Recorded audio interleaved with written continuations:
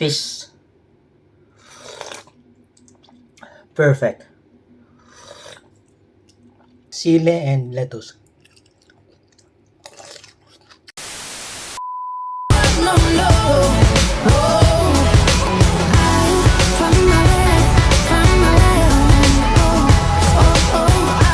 A few moments later. Hello guys, welcome back to my vlog. So, ang aking ulam ay vegetable, kamatis na may sili, coriander. Tapos itong ulam ko, yung sinasabi ko na fish. Perfect. This is part 3.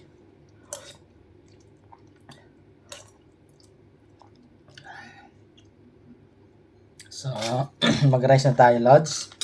Yung rice ko kagabi to from my leftover biryani.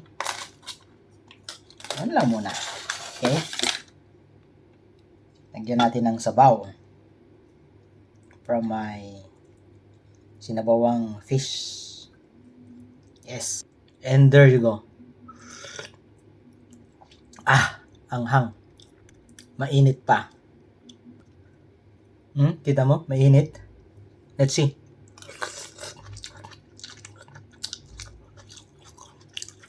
Sarap. Lettuce. Kamatis. Hindi pwede magkamay kasi mainit yung sabaw.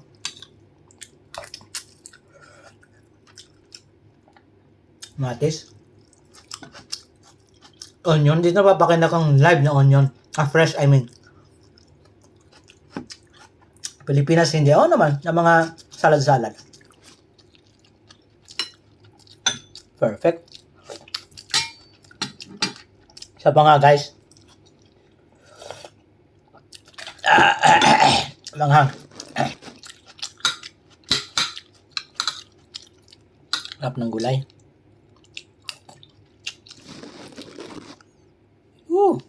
Yung panga. Panga ng fish. Sili guys, oh.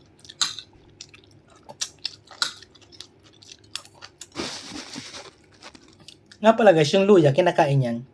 Kahit sa Pilipinas, saka dito, kinakain ko. Nung bata ko, hindi ko kinakain yung mga onion, garlic, luya. Pero nung lumalaki na ako, kinakain ko na talaga siya. Kasi very healthy. Mapapasana all ka talaga sa sarap, guys. Lods.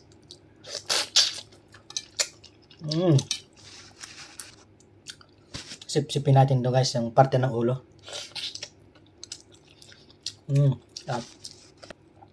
Extra rice pa nga, Lods. Extra rice lang. Pero kanina, maliit lang naman yung volume nun eh. Papaliwanag ka pa kasi. Sabaw natin sa biryani. Masarap naman, sinasabaw sa biryani. Bagay naman. Yung pangalods. Malaking fish rin kasi ito. Ayun guys, nakatatlong sabaw na ako. Lagay natin tong fresh na lettuce. At coriander. Right? Sarap. At ito na guys, yung fish na ulo.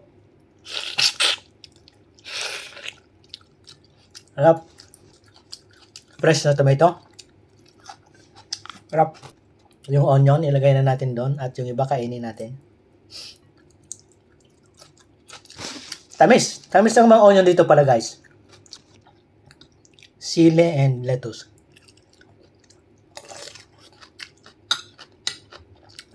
Manghang naman pero hindi masyado. Aba? Oo. Manghang. Tinaman ako. Grabe. Hi Lods. And the rest is history. Ang sarap. Alright? Ang sarap. Let's eat. Follow my Facebook page. Dennis Sarmiento Amoda. Bye-bye.